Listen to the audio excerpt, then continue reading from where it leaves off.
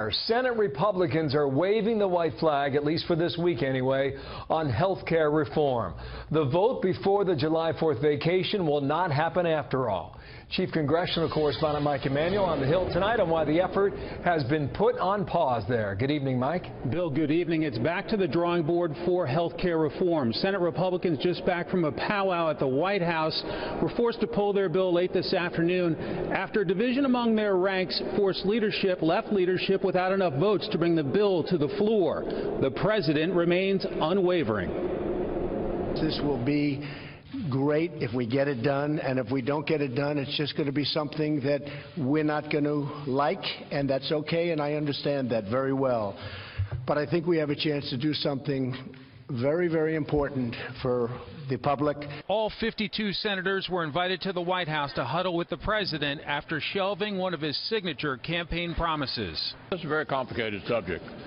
I remember how challenging it was for the Democrats when they were enacting this back in 2009 and 2010. We're still optimistic we're going to get there. I believe we will get to yes. It's going to take more discussions.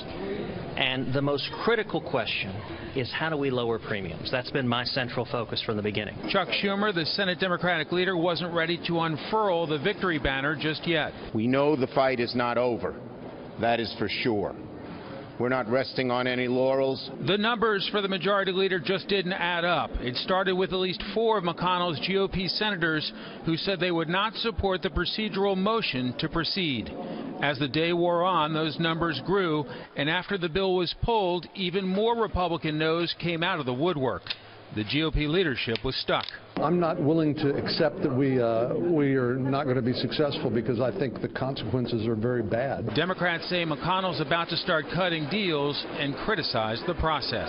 Senator McConnell, as the Republican leader, has a stack of chips in front of him that he's going to be playing for each Senate vote. To have a bill that was done in a back room with a limited number of people to give input, with probably a lot of cigars and steak and whiskey involved, is a bunch of garbage. Yet Republicans hope to find a solution. And while he was one of the original 4 no votes, one conservative critic told Fox Today he just didn't want to rush it. We need to fix these collapsing markets that are Obamacare.